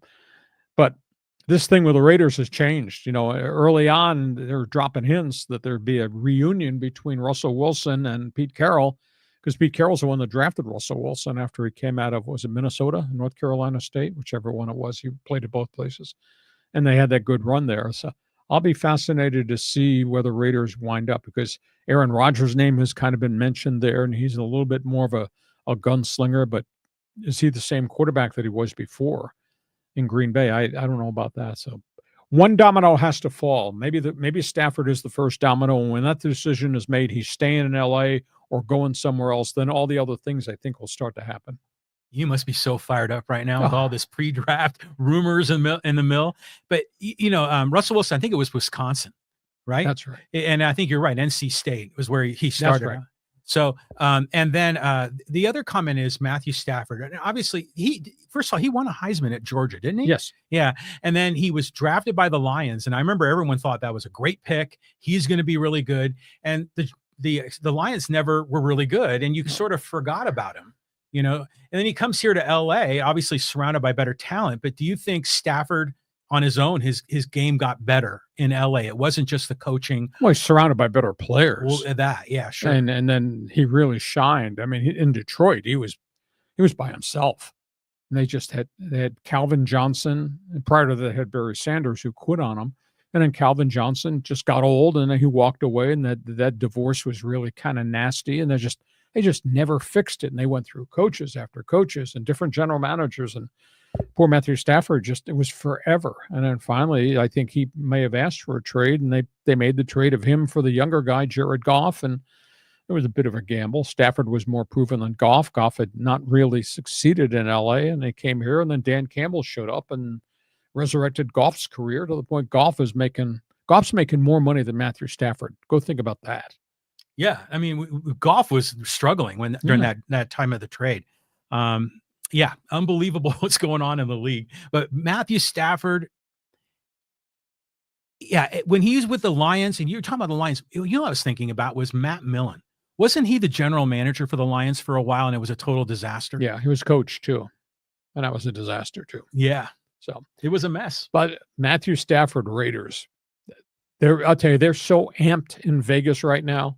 Because the other rumor out there is they'd take their 6th pick and package it to get New England's pick at 4 and take Shedeur Sanders. That's what they should do. I like that. Or maybe you do both. You get Shedeur, and then you have 2 years to grow Shedeur in the twilight of Matthew Stafford's career. You have to do both, yeah. But again, anybody above him could make a trade and trade out, and somebody else could jump in and get Shedeur. But Shedeur is not rated high as equal of Cam Ward of Miami. Shedeur is bright, reads defenses, unbelievably athletic, tough, doesn't have a cannon for an arm. Cam Ward of Miami does. That's why Ward's going to be the first quarterback drafted. I just realized that I'm a hypocrite. Again? Again, because we're talking about these teams. Yeah, they should draft a young guy and sign one of these veterans. You have a nice little overlap period, 2 years, 1 year, whatever it is. But I remember when the Falcons drafted Penix after previously signing Kirk Cousins, everyone was criticizing that move, which turned out to be a bad decision. Yeah, and now they're stuck with Cousins' contract, and he's another guy that is probably going to get moved somewhere. Latest rumor is Cleveland, but interesting. Waiting for when the first domino falls, then other things are going to happen pretty quickly in the NFL. Hey, Raj, thanks for joining us. Next one is going to be John. He says, heading to the Capital One. Caps and Blues tonight. Hopefully Ovi scores some more. He's the private scorekeeper for Alexander Ovechkin, who is 11 shy of Gretzky's record right now. And yeah, great respect. I mean, Ovi is 38 years of age, going on 40. I mean, he's got a lot of miles on those treads. And he's having just a mystical season for the Capitals. And Washington's not getting any pub at all because of what Winnipeg's doing. Washington's a pretty good hockey team right now, too. Is it the Capitals? There's two ways to spell capital. Is it AL or OL? AL. It is AL for the hockey team? Yes. Okay. All right. Capitol, the building, OL. Correct. Yeah, so that's what I'm wondering. Is it anyways, let's move on. Okay, let's go. Not as dumb as I look all the time. No, but I was just wondering. Okay, so let's go here to Damon. He goes, show me your lightning bolt. When you need to know about the NFL, I got the info. Awful lot of stuff going on. Busy week. And next week, free agency begins. If you think we had a lot of football topics on the table today, you just wait till Monday's podcast when we start talking about who's going where, because there will be movement around the National Football League because free agency. Free agency is like the winter baseball meetings. It's like the NBA trading deadline. It's like the NHL trading deadline just about to occur. Man, there's so much information, so much data. My head falls off sitting at my computer trying to gather and compile all this information and link everything together. Well, it comes at an interesting time of the year because for me, my favorite sports months are March and October. And but the NFL draft will probably be in April, right? Mm-hmm. Yeah, but there's still all the rumors going to be discussed next 5-6 weeks. Yeah, exactly. Good okay, stuff. Damon, thanks for being with us. Okay, let's go here to Showtime LA. He goes, hey Lee, between the Braves, Phillies, and Mets, who do you think is the second best team in the National League behind the Dodgers? It got to be Philadelphia. Philadelphia bats. Philadelphia's plethora of pitchers and their bullpen. Atlanta, good lineup, but we have this question mark about Acuna and the fact he's had so many injuries, and they don't have Spence Strider at 100% back yet. I don't think he's going to be ready opening day. So Atlanta's got pitching depth issues. And yeah, the Mets got Soto and they re-signed the polar bear, Pete Alonso, and they do have Lindor. But you look at the Mets pitching staff, it's really ragtag, and they're down 2 starters already. I mean, we are 2 weeks into spring training games, and they have lost Frankie Montas for months upon months with a lat injury. And then they lost this hit me in the head. Who'd they just lose this week? They lost a second starter with another injury. So they're down 2 starting pitchers already. So the Mets just don't have enough pitching. I don't like the Mets rotation at all. Now, maybe they're just going to win a lot of 12-9 ball games, but I think the Mets got real problems. So Philadelphia, to me, is really the beast in the East right now. Interesting that all 3 of them are in the NL East. Mm-hmm. So it makes you wonder, what's the most competitive division in Major League Baseball? I tend to think out here the NL West is pretty damn good. Yeah, for sure. Give some, yes, Dodgers, yes, Padres. Give some credit to Arizona. Looks really good. Mm-hmm. I don't think San Francisco nor Colorado are very competitive, but I think the NL West is pretty good. Yeah, it's going to be great. Looking forward to the season starting soon. Okay, let's go here to Callan. He goes, afternoon, gents. Lee, in your opinion, which NHL team or teams is under the most pressure to make a move before the trade deadline? The whole world, though, is getting strangled by the salary cap. Everybody that I know. I think the burning question is, does Boston blow it up? Which is kind of stunning. But, Brad Marchand is in the final year of his contract. Has anybody seen any glimpse of what Pasternak looks like now compared to what he looked like 2 years ago or 4 years ago when he was a real dominant player? So I think there's a ton of pressure on Cam Neely and that whole front office as to what they're going to do in Boston. Do they rip this thing apart? The Rangers, they've made a bunch of trades already, and there's still some things that just don't seem to fit with the New York Rangers. Edmonton's trying to find goaltending, but they got a cap issue. So, I don't know that the Kings can afford to make any more deals. Their salary structure is so top heavy, but they got a lot of good veteran players who can score goals. And So there will be trades. I think it'll be more trades out of necessity than there will be anywhere else. I think it's going to be a huge challenge for some of these guys to make decisions. And then the ones, is Boston going to blow this whole thing up? That's really a big story there. You know, I'm just thinking about trade deadlines, and like baseball's is 2/3 of the way through the season. The football one, I think, it's early October, very early in the season. And then I think of the NHL and NBA, then in my head, kind of sort of their schedules are pretty clean overlaps. Mm-hmm. But the NBA trade deadline was like 3 weeks ago, and we haven't even gotten to the NHL one. So we're deeper in the season, right? Oh yeah, probably than any other sport. Yeah, the NHL is 50 to 60 games into an 80-game schedule. Okay, but they've moved the trade deadlines around because they didn't want teams giving up on their seasons way too early, which would then wipe out home attendance and everything if somebody conducts a fire sale in November or December. Mm-hmm. So that's why the trade deadlines have been moved further and further back. And now I think our NHL trade deadline, I want to say, is March 6th, I believe. Yeah, that's really late. So, and again, acclimating hockey players into your system, I guess, can be more easily done than NFL players, because NFL, your whole responsibility for your lineup is so much more complex based on your playbook. And you're bringing somebody in from the outside and asking him to become your left tackle. He's got to learn all the play calls and everything. It's just not lining up and hitting somebody.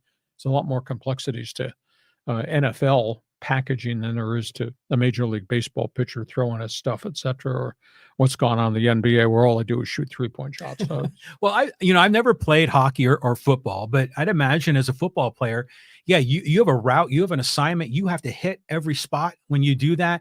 Otherwise, you're going to get chewed out in film time, where hockey probably has a base set of principles and everyone freelances on top of it, where you can't really do that with the NFL. No, the NFL, your line calls and your play calls and your responsibility of what you're blocking versus if they audible at the line of scrimmage and the language they use, you got to be a student of the game. It's a lot tougher than anybody realizes. Okay, we move on. Let's go here to David. He goes, Lee, what do you think of the automated ball strike system used in MLB spring training? Top of the strike zone, 53.5% from top, 27% from bottom of player's height. Tall players get a bigger strike zone. Well, tall players always had a bigger strike zone. Shorter players have a tighter strike zone. But this is more about the location of the pitch, not relative to the batting and where he's standing and all that. With the umpires, I call it the Angel Hernandez syndrome, bad balls and strike calls. The umpire's strike zone was kind of oblong. It would go like this. This ABS strike zone, PAL, that's a rectangle. That's it. I think that the one thing to pay attention to, you're not going to be able to cheat the strike zone because the computer calls what the computer calls in that rectangle. Therefore, the catchers, they're not going to be trying to frame pitches anymore because that's not going to work. Right. You're not going to sucker the umpire because of the catcher's movement of the glove. That's going to bear watching. Now, last year in AAA baseball, and they've had it now 2 years in a row at AAA, the ABS, 51% of the challenges were overturned, which meant the umpires were wrong 51% of the time, which to me is an awful lot. Mm-hmm. So Major League Baseball, I think through the first week of Grapefruit Circuit Cactus League game, I think calls, and again, this is the minimal number, 63% of calls have already been overturned. So the umpires, I don't know if the umpires are feeling pressure or whether they just take the attitude, this will help me because these guys throw wicked stuff and I can't get it all right because the ball is such movement. But the ABS, it's a rectangle. Oh, yeah. Yeah. I think this is wonderful. This is a great innovation, something we've been demanding. But isn't it interesting with strike zones? Like when I was a kid playing ball, it was from the letters to the knees. But the MLB strike zone is like from the belt to the knees, maybe even the belt to just below the knee. And then I remember even Ha-Sung Kim, when he came to America, he said that the strike zone in Korea was a little bit wider and a little bit less, high to low. So remember, even back in the day, the American League umps and the National League umps had different strike zones. Mm-hmm. Isn't it just so stupid? It's so subjective. That's why ABS is better. Well, any technology that can make it better, use it. I wish they were using it during the regular season. A lot of people forget this is just an experiment in the spring. But it's going great. It's okay. Yeah. Well, if you got in the spring and you've already had dry runs in AAA baseball and in Class A ball, where they do all kinds of experiments, why not just go ahead and implement it at the major league level and do it now? And it's the umpires union probably. Well, but the umpires work for baseball. It says right.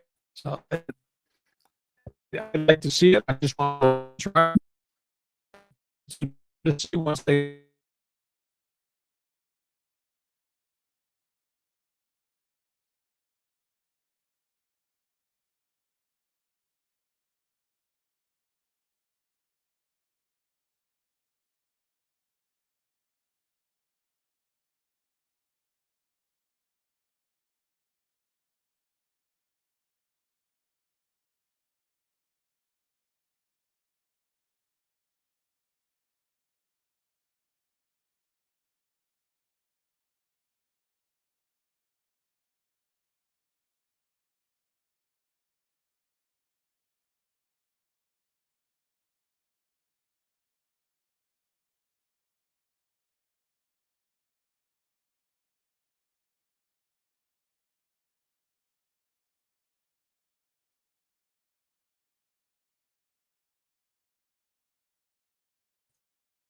Okay, we back now? All I right. guess we're back. Okay, so hopefully we're back and we're still streaming. Okay, Power surge. Power surge, right?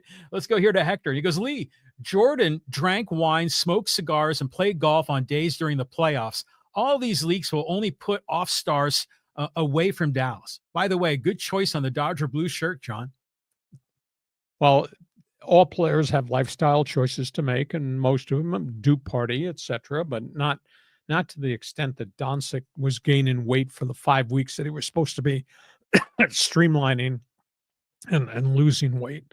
I'll be intrigued to see if he continues to play well at the peak efficiency level that he seems to have played with the last couple of times with the Lakers, or whether there's a drop off. And understand this.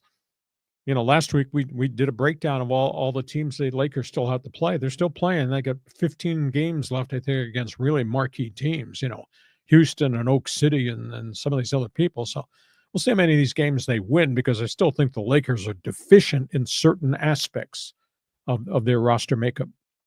I'm just thinking in my head of all the NBA players who are a bit heavy. Of course, Charles Barkley is in that conversation. Who was the guy? Was it Benjamin Benjamin? He played at LSU. Benoit Benjamin. LA Clippers. Yeah, he was a big guy.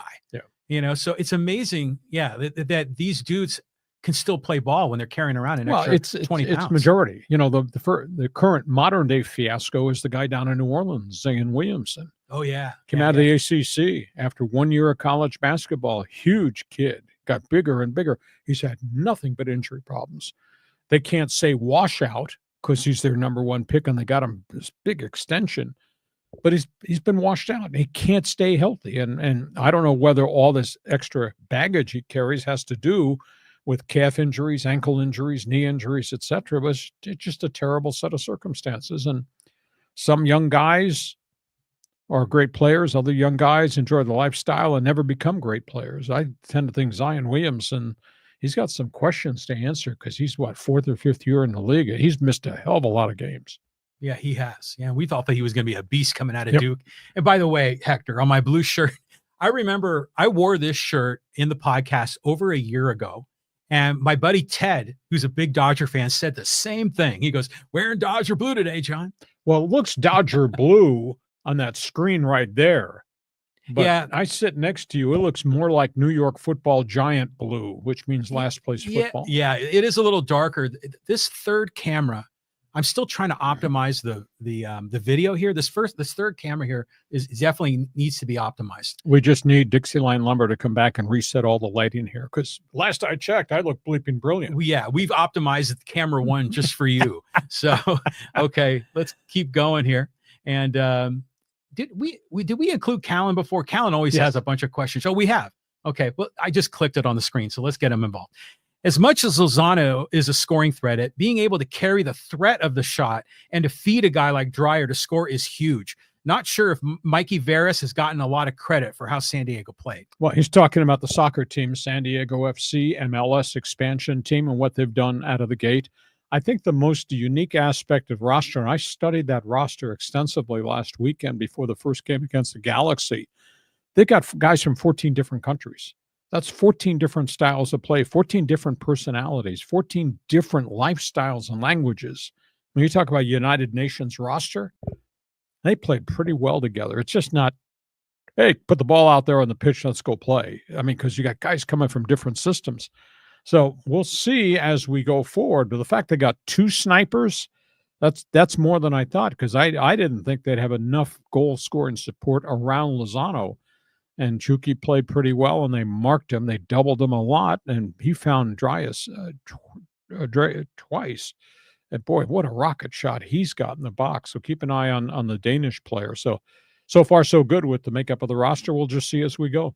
You know, Dreyer is an interesting guy because they say, well, he's Danish. We say, is it Denmark or is it the Netherlands? No, it's Denmark. It's from Denmark. Okay, and so I was thinking this through when I was watching him play, because he's obviously a great talent. He's European. Why is he playing in San Diego? And then I remember recently looking at the rankings of all the professional soccer leagues in the world, and I think MLS was number 9 in terms of competitiveness. So here's a guy that comes to San Diego, from Denmark in the number 9 level system or league, but he got a $5 million contract for 1 year to come here. Can you believe that? I mean, there's so much money in soccer. Well, some guys stay in their home countries and play there rather than go. Not everybody wants to go to La Liga in Spain. Not everybody wants to go to Serie A in Italy. Not everybody wants to go play the English Premier League. So guys have different reasons for where they wind up. Some guys wind up in Saudi Arabia strictly for the paycheck. Cristiano Ronaldo, who disappears off the face of the earth now, playing in that league.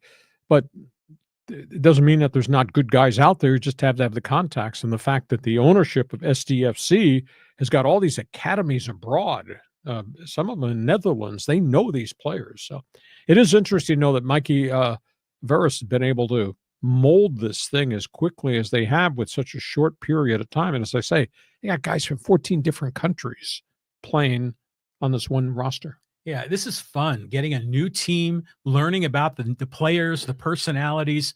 This is exciting time for San Diego. Okay, let's do a couple of social media here before we put a lid on this. Okay. All right, let's go down the list here, and we'll talk a little ESPN. This is with Keep It Moving, because I don't watch any shows with Stephen A., Molly, and the gal hosting the NBA Countdown. They're insufferable in their reporting. Well, this is all of a outcome of what happened to ESPN, what they did to Major League Baseball, canceling the baseball TV contract.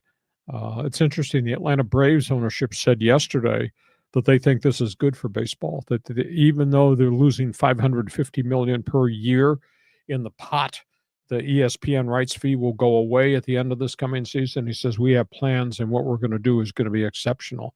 Fox has really picked up the tempo of their coverage of Major League Baseball. I'm going to be intrigued to see where they're going to go get the next network partner. But at the end of the day, ESPN is walking away from baseball, which right now is at an all-time high in TV ratings, walking away from baseball, all-time attendance record, walking away from baseball. It's become a global game, and they're investing all their money in the college bowl system. And the college bowl games, outside of the playoffs, aren't very marketable. And they're investing a ton of money in the NBA, and the NBA's TV ratings have just cratered, and everybody's critical of the NBA. So I just don't understand the methodology of ESPN walking away from Major League Baseball. So some people's heart are not broken by what just happened. And in terms of ESPN programming, that's gone through radical changes. It's now guys sitting arguing with guys every day. The content is different now than it was a long time ago, which to me is kind of disappointing. I like Stephen A. And Stephen A. has like a couple of gears. Like he'll talk mellow, and then he'll get excited, and then he'll get super excited. Yeah, him talking to the fellas. Yeah, and when he gets super excited, you could feel him shifting into high gear with all of his theatrics. And I was watching him, and I was like, this guy looks like freaking Kermit the Frog. He's like a Muppet up there when he's really in that high peak Stephen A. mode. Doesn't he wear you out though? Yeah, he does. He I mean, does. And it's I off. like how he's always like, poking the Cowboy fans. There's a lot to like about Stephen A. He's made a big difference in the industry. Everybody's entitled to their opinion. Of course, John thought I was pretty good too. So Well, you were. John. You were. You still are. You still got it. You still got it. I'll move on. Okay. Here we go. Let's go here to David. And he goes, Hacksaw, you don't know how happy I am to be able to hear you again. When I was in college, the Mighty 690 took off, and I love the personalities and rivalries. Good to see you still going strong, my friend. We do sports talk the way it should be done. Thank you for the kind compliments. Hope you people who are part of this team, I hope you people will just message everybody else and just promote who we are and what we're doing. We're doing it Mondays at 1:30 and Thursdays at 1:30, and I just hope you'll continue to do that going forward. Spread the word because it helps us a great deal. Those were good times, man. I mean, as a listener, and we knew whose guys was in which spot on the schedule. And then when there was a change, it was like, oh, okay, well, Hacksaw's in the morning now, or whatever it was. So that was a big deal back in the day. No, we had a good run. We did it. We didn't know that we were going to make the impact we were going to make. We had a real good run, and glad we had that opportunity, and appreciate the fact that people now appreciate what it was. It was really hard, and we worked really hard at it, and guys benefited a great deal from it. Wish we were still doing it. There's so many of the guys that I worked with were all kind of out of it, and we're all doing different things now. But it was a real fun time, and there's so much to talk about. And I think the most unique aspect of everything was when we launched 690. We were the first one through the wall. Nobody had ever done it before. Nobody knew what to expect. And here we are with all these talk show hosts and all these backgrounds and all these diverse personalities and all with very unique interests, delivering content every day. It was cool. Yeah, I mean, what a career you've had. And by the way, isn't it interesting how like ESPN has come full circle, and now 50% of their programming are like podcasts, but with some of the, NFL, vets and everything else. It's a different world. We move on. Social media, sound off. Okay, let's go here to Jimmy Day. And he says, I believe Stafford will play meaningful games into his 40s. The Sheep got to give him respect for the Super Bowl and the fact that they played the Super Bowl champs so tough. The Bolts have to address O-line and D-line and free agent or draft, get lucky and pick up Mason Taylor and a solid running back later in the draft. Seeing the Chef's guard get handled in the Super Bowl as a Bolt fan, don't want him. The Faders are going to go after Sanders' son. Brady ties to him are too strong.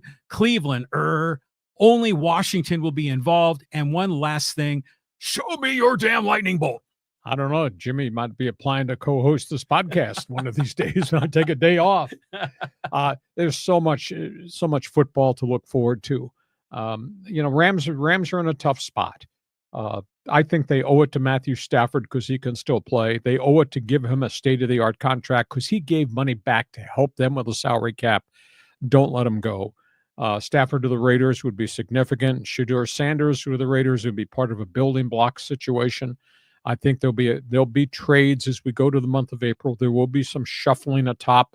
It's a really good draft. Aside from the marquee names that we all talk about, it's a really good draft in the defensive line, a very deep draft in the offensive line. There's a whole bunch of speed wide receivers. So this is just going to be fun because I do think there's a lot of good players on this draft board. But item 1, franchise tag. Item 2, free agency starts. Item 3, we got trades. Item 4, here comes the draft. Yeah, we got a lot of things to look forward to. So much going on. Okay, let's keep going here, and let's talk some Angels. And this is with Jim, and he says, Rendon has Mo Vaughn syndrome.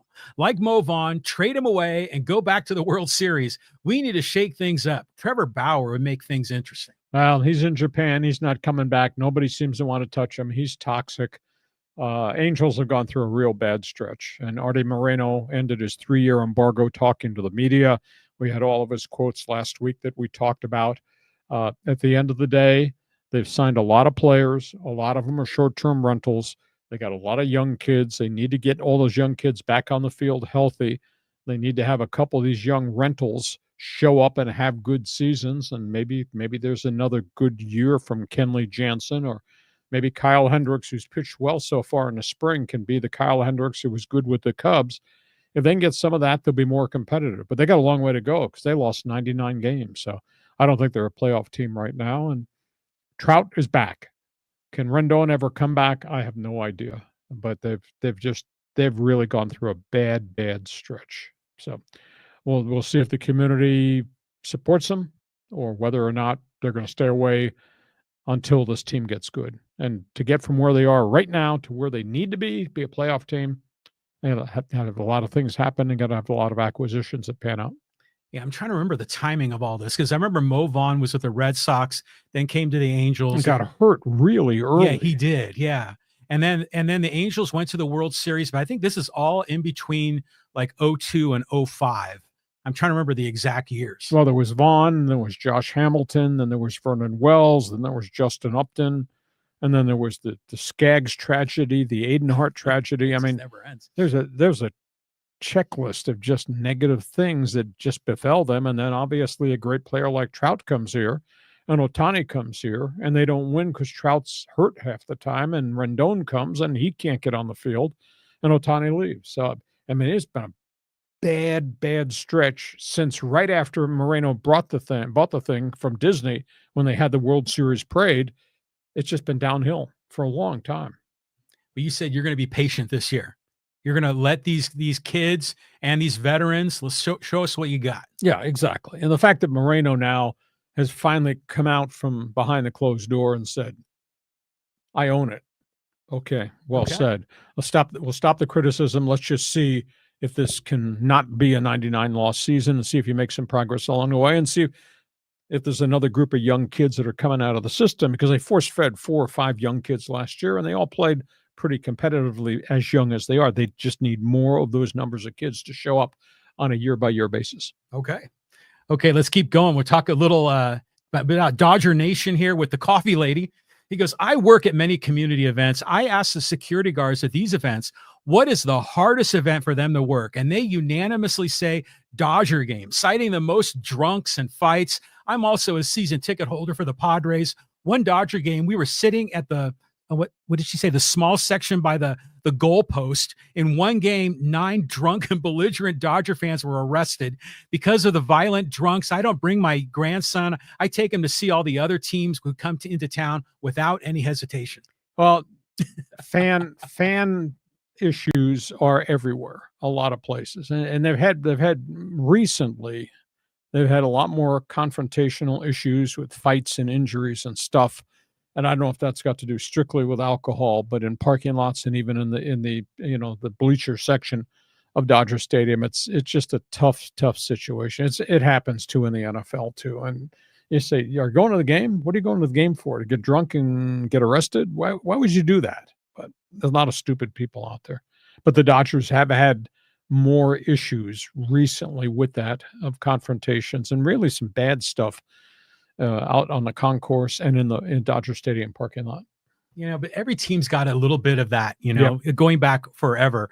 And I remember as a kid going to Candlestick to see a Dodgers Giants game. I was like 9-10 years old, and someone had a shirt that said the Duck the Fodgers, and I was like, oh my God, I can't believe that's on a shirt. This is like 1975 or something. So these rivalries go back, but I'll tell you what though, as much as we see some of the shenanigans of the hooligans doing all this crazy stuff, social media. Yeah, but still, I think it's important to say this. We went to a game at Petco, my wife and I, and had really nice seats there, kind of up the third baseline. And there was a sea of blue Dodger hats surrounding us at Petco. And I tell you what, every one of those Dodger fans were good people, first-class people. And you see them like all shapes and sizes, and the colors of the rainbow are there. If with Dodger Nation, there's a great fan base there, but there's some hooligans too. It's everywhere in every sport, plain and simple. But some places more than others, like Philadelphia. Well, you have some problem booing Santa Claus. Yeah.